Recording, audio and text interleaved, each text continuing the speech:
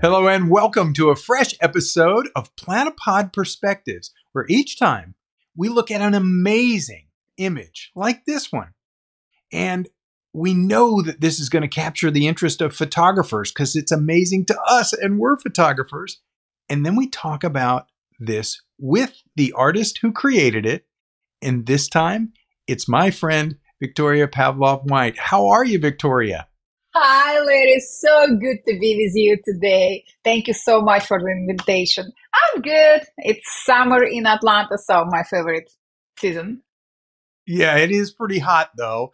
I'm in Central Florida and we have very hot days these days. So Yes. let's talk a little bit about the image itself first. This image is amazing. And to set people up, I want people to understand you're a photographer and you are an artist. I knew you first as a painter, both digitally and traditionally. And now I know you as a photographer. So before we even get into the image itself, I want to ask you, how does your artwork background play into photography? Uh, Actually, Larry, first, before I started taking my first steps as traditional painter, I was introduced to photography world through my uncle, my auntie's husband. He was a great photographer and he always was working, he always was taking pictures, and I always was like, what are you doing? I want to learn. And I felt in love with what he's doing. And after I stopped practicing music, I started my traditional painting school. And in same time, not same time, I started my school at age 7. Yes, at age 11 I started my first step in photography with him, and it always was equally for me, photography and my painting, traditional or digital, because I cannot separate myself. I cannot say for sure I am painter, I'm a designer, or I'm photographer. That's, All those three combined. yeah, that's really interesting because I guess I just knew you as an artist first and a digital artist, but you've embraced all of the forms of art. So let's step into this beautiful photograph that you've captured and tell us a little bit about it. First of all, what inspired you to capture this image? And then how the heck did you do it? I love macro photography. Mostly I'm a portrait photographer, but love macro photography. For me, it's something very special. It's macro photography, for me, saying tells more story, more personal story about the subject I'm working with. This perfume, personally, I love perfume because for me it's always, it's kind of brings my mood up, and I love perfume. And working for my client on this project uh, was pure joy, because my client said you can use any lens, you can use any angle, you can do whatever you like. And this particular shot, I love colors of the bottle, and I love perfume by itself. So I use 105, my favorite lens, and I wanted to bring my viewer attention just to part of this image, with a name of the perfume and colors. And also, if you will look, you will see that this bottle has kind of a curvy top, and this all combines in one perfect, very elegant piece. And 105 lens, my macro lens, tells the story. You look at this image, you see everything. You don't need to see the rest of the bottle, rest of the scenery. You just see what I wanted you to see. And this is the beauty of macro photography. So you're able to capture the image that you wanted to capture, and you're using a macro lens. how did you adjust the lighting? Did you set it up and then start working around it? Are you set up to work remotely from like a tethered setup? Is that what you use? Yes.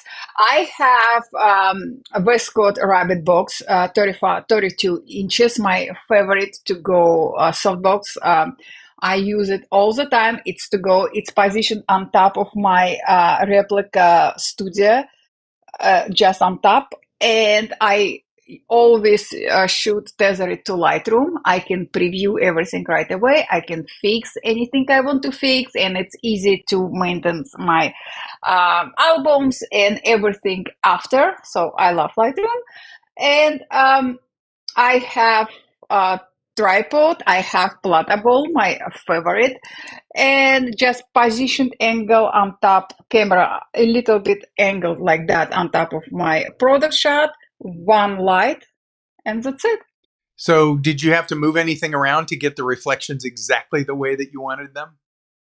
Before I discovered my favorite angle for my light, yes, I did a lot of moving stuff, moving light, moving product, but now I know where I'm supposed to position my products against my light.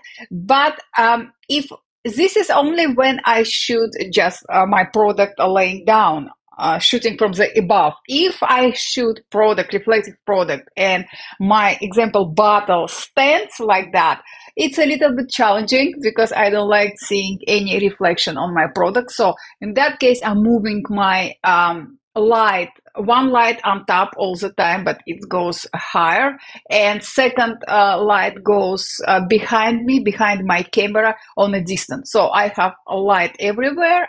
And also I have a V-flat foldable boards I put around my product, and no reflection.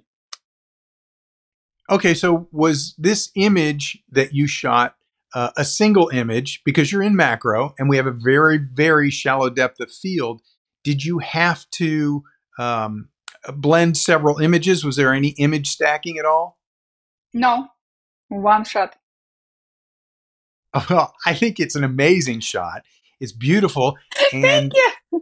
thank you. It's very impressive. And you said this was for client work. Did you actually have them Yes. as okay? So how did that come about? Actually, I worked with this client for many years, and before our first work together, my client was like very, he wanted to be sure that I have everything like he wanted. After a few years, he just sending me his product, I shoot, and he's saying, I don't care, just do your job. You do whatever you do, it's perfect. Of course, along with this shot, I gave him shots of standing product on a white reflective background, on black reflective background for his website. Yeah. Was this image your target image, or did you have some other things in mind, or did you have this in mind as you started?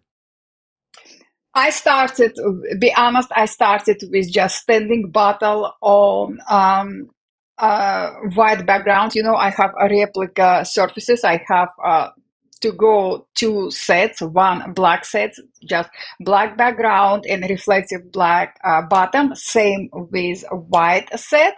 And I tried to shoot it on a white. It was like, yeah, it was a boring website catalog image. I tried on black and it was same, just catalog image. I moved bottles around and I was not able to get what I will say, yes, I'm happy with it. This image tells the story. So I decided to reposition everything. I changed my surfaces. I put my bottle flat, and I positioned my camera on top with some angle. I love angles. Angles always a great idea if you want to do something creative. And this is my shot.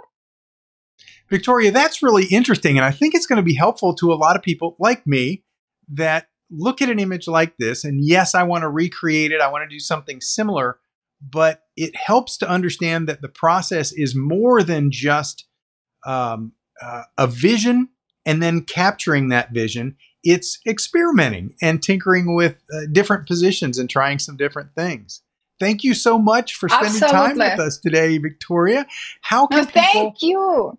Now, I follow you on Facebook and I see your videos and still shots, but how can people find out more about you? Is there a single good place to go, a bunch of places that you recommend? Yes, my website, victoriapavlovart.com, is you can find everything about me, my upcoming events and everything like that. Also, I'm very active on Behance. On Behance, I am behance.net/Victoria_White. And on Instagram, I am Victoria White Artist. Very good. Victoria, thank you so much for coming on and for sharing today and telling us how you made this great image. And we look forward to following you on social and finding out even more. Folks, this is why we ask you to come by and check out these amazing images, because you'll learn, how did this person capture it? Which lens did they use? What was their setup like? And how can you do something like that? And you'll want to tune in again next time, because you never know what you're about to learn.